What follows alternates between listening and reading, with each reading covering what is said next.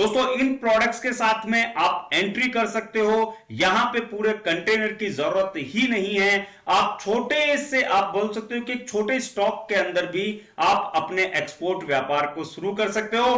तो चलिए शुरू करते हैं। नमस्कार हिंदुस्तान, मैं Chetan Kumar Verma, international biz consultant, Exim business advisor YouTube channel पर आप सभी लोगों का हार्दिक स्वागत करता हूं।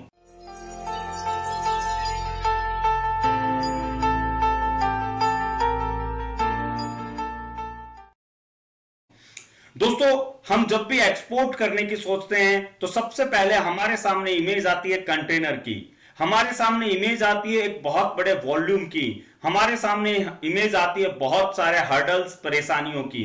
लेकिन आप अगर स्पाइसेज के अंदर ही कुछ ऐसे प्रोडक्ट चूज करें जो आपके साथ में बहुत इजीली और फ्रेंडली एक्सपोर्ट किए जा सकते हैं, तो आज सबसे टॉप में जो आता है वह है सैफरॉन यानी केसर।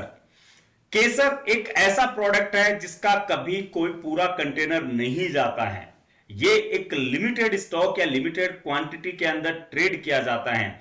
हमने भी एक्सपोर्ट किया है और जब हमने किया था तो 25-50 ग्राम तक ही लोगों की डिमांड होती थी, क्योंकि उसका 50 ग्राम 100 ग्राम का वॉल्यूम भी उनके लिए स्टार्टिंग फेज में ज्यादा रहता था।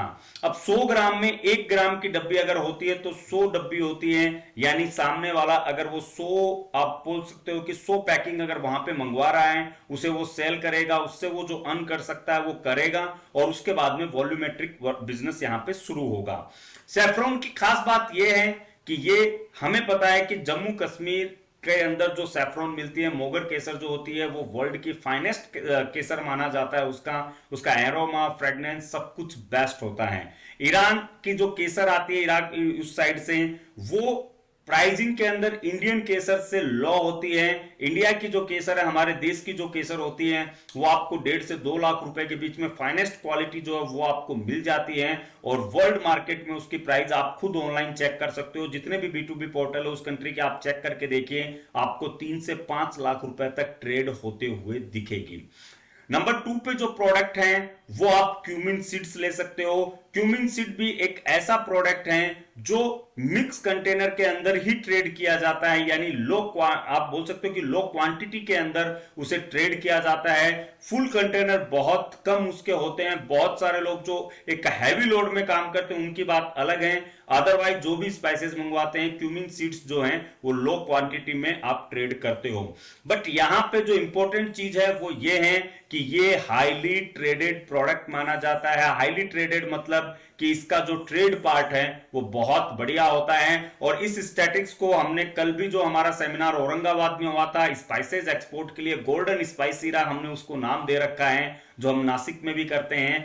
कुछ ग्लिम्स आपको मैं दिखा रहा हूं, क्योंकि आपको यह समझना होगा कि प्रोडक्ट क्या है, किस प्रोडक्ट के साथ में आप आगे जा सकते हो, वो प्रोडक्ट आपको सोर्सिंग कहां से होगा, एक अच्छे सोर्सिंग पॉइंट से आप कैसे उस प्रोडक्ट को परचेज कर सकते हो, प्रोडक्ट मिलने के बाद में आपका बिजनेस स्ट्रक्चर क्या होना चाहिए। क्योंकि जब आप लो क्वांटिटी और लो इन्वेस्टमेंट के साथ में जाते हो, वहां पे आपका बिजनेस स्ट्रक्चर बहुत स्ट्रांग होना चाहिए, आपकी ऑनलाइन अवेलेबिलिटी बहुत स्ट्रांग होनी चाहिए। अगर इन दो पार्ट के ऊपर आप काम करते हो तो क्वांटिटी मैटर नहीं करती है, वहां पे आपके साथ में कनेक्शंस बनते जाते हैं। और ये पैकेजिंग का जो सबसे बड़ा इश्यू होता है स्पाइसेस में, कि पैकेजिंग कैसे होगी, कौन सी पैकेजिंग प्रीफर की जाएगी, प्लस बायर कहां मिलेंगे, कैसे मिलेंगे, ये सब हमारे 1 डे के फिजिकल सेमिनार में हम लोग कवर अप करते हैं, जो 28 अगस्त को नासिक में अवेलेबल है। गूगल फॉर्म है, लिंक डिस्क्रिप्शन में अवेलेबल है, अदरवाइज जो ऑन स्क्रीन नंबर है उस पर भी कॉल करके आप इंफॉर्मेशन ले सकते हो। तो सेकंड नंबर पे क्यूमिन सीड्स को आप ले सकते हो। थर्ड नंबर पे दोस्तों आप अजवाइन को ले सकते हो। अजवाइन भी एक हाईली ट्रेडेड प्रोडक्ट माना जाता है, जो ज्यादा क्वांटिटी में नहीं जाता है। फोर्थ नंबर पे आप कोरिएंडर सीड्स भी ले सकते हो। इनके पाउडर्स बनते हैं, लेकिन आपने देखा होगा कि अजवाइन का पाउडर नहीं होता, आपको सैफरॉन का पाउडर नहीं मिलेगा।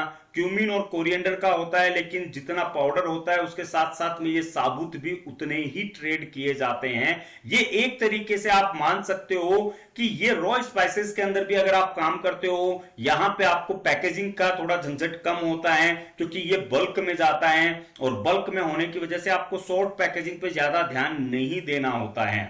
प्लस इस पर जैसे हमने केसर की बात की, तो केसर 25-50 ग्राम के डब्बे आते हैं, उनके अंदर 1-1 ग्राम की जो डब्बी होती है वो आप फिल कर सकते हो और वो आप उनको कोरियर बाय कोरियर भी सेंड कर सकते हो। तो यहां पे इनकी जो प्राइसिंग है वो प्राइसिंग भी अच्छी है, आपका इन्वेस्टमेंट भी कम हुआ, मार्जिन भी आपको अच्छा मिल रहा है, और इसी तरीके से आपको कुछ ऐसे प्रोडक्ट और आप सर्च कर सकते हो जो आपके आसपास में अवेलेबल होने चाहिए, यानी आपके लोकलाइज आपके स्टेट में जो अवेलेबल होते हैं उन स्टेट के प्रोडक्ट्स को ज्यादा प्रीफरेंस आप दीजिए, क्योंकि उनका एनवायरमेंट, उनकी अवेलेबिलिटी आपके लिए बहुत ईजी रहेगी।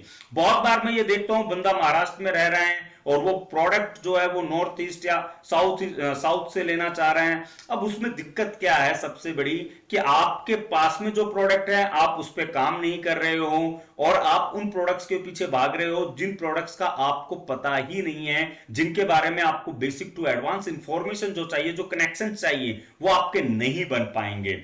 इसलिए अपने स्टेट के जो प्रोडक्ट्स हैं सबसे पहले उनके ऊपर आर&डी कीजिए। आपके डिस्ट्रिक्ट में, आपके स्टेट में कौन से प्रोडक्ट्स अवेलेबल हैं उनके ऊपर वर्कआउट करना शुरू कीजिए और उन प्रोडक्ट्स को उसी फॉर्म के अंदर आप एक्सपोर्ट कर सकते हो। लो क्वांटिटी में भी एक्सपोर्ट कर सकते हो, पूरे कंटेनर की जरूरत नहीं है, पार्शियल कंटेनर भी होता है, प्लस उससे छोटा शिपमेंट भी आप भेज सकते हो। बहुत सारे लोगों को इसमें यह रहता है कि साहब अगर वॉल्यूम कम है तो यहां पे लॉजिस्टिक का खर्चा बढ़ेगा। नो डाउट है, लॉजिस्टिक यहां पे ज्यादा आता है, लेकिन जो मंगवा रहा है उसको भी इस चीज का पता है कि अगर वो वॉल्यूम कम मंगवा रहा है तो उसको लॉजिस्टिक का खर्चा ज्यादा आने वाला है। और ऑलमोस्ट आप मानिए कि बायर रेडी है पे करने के लिए, क्योंकि वो भी बड़े वॉल्यूम के अंदर ट्रेड नहीं करना चाहते हैं। जो स्टार्टअप, आप भी स्टार्टअप हो, आप ये सोच रहे हो कि एक बार मैं छोटे ट्रेड करके देख लूं, मुझे एक्सपीरियंस आ जाए, उसी तरीके से सामने वाला भी अगर स्टार्टअप, बहुत सारे स्टार्टअप्स होते हैं वो ये सोचते हैं कि एक बार इंपोर्ट करके देख लें, सारी चीजों को समझ जाएं, अगर प्रोडक्ट अच्छा रहता है, क्वालिटी अच्छी रहेगी तो हम वॉल्यूम धीरे धीरे धीरे बढ़ाएंगे, बिजनेस बढ़ाएंगे तो वॉल्यूम अपने आप बढ़ेगा। और मेरा भी यहां पे आप लोगों को रिकमेंडेशन यही है कि आप लोगों को छोटे ट्रेड से भी आप स्टार्ट कर सकते हो, और छोटे ट्रेड में आप लोगों को स्टार्ट करना चाहिए, क्योंकि इसमें रिस्क कम है, भागदौड़ कम है और आपको नॉलेज लेने के लिए पूरा पोर्शन मिलता है। ऐसे बहुत सारे लोग हमारे पास में भी हैं जो छोटे छोटे पार्ट के अंदर एक्सपोर्ट कर रहे हैं, और आप यकीन मानिए मार्जिन कम है, प्रॉफिट कम होता है, लेकिन एटलीस्ट कुछ स्टार्ट होता है।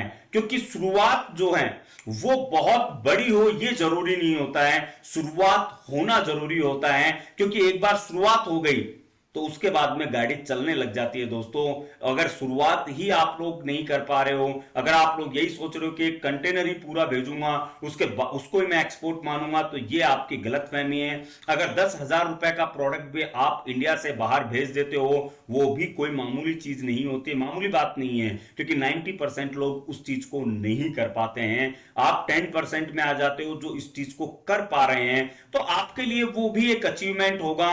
खुद को डाउनग्रेड करने की बजाय इन चीजों के साथ में कनेक्ट हो जाइए, आप लोग प्रयास कीजिए। मैं कह रहा हूं छोटे छोटे वॉल्यूम में भी शुरू कीजिए, खुद को एक्सपोर्ट से कनेक्ट करने की कोशिश कीजिए, क्योंकि एक बार अगर आपका लिंक बैठ गया, एक बार आपको पूरे प्रोसेस का नॉलेज हो गया, तो आपकी भी रिस्क लेने की कैपेसिटी इंक्रीज हो जाती है। Risk in the sense of business formation, in the sense of business process आप बोल सकते हो, क्योंकि पेमेंट टर्म तो आपको पता है, मैं हमेशा कहता हूं कि एडवांस में ही आपको काम करना है, और एडवांस तभी मिलता है जब आप एक अच्छे बिजनेस स्ट्रक्चर के साथ में, एक अच्छी ऑनलाइन अवेलेबिलिटी के साथ में, एक अच्छे प्रोडक्ट नॉलेज के साथ में आप मार्केट में जाते हो और अपने बायर को अश्योर्ड करते हो कि you are the verified seller from India, जो ये प्रोडक्ट उसको अवेलेबल करवा सकता है।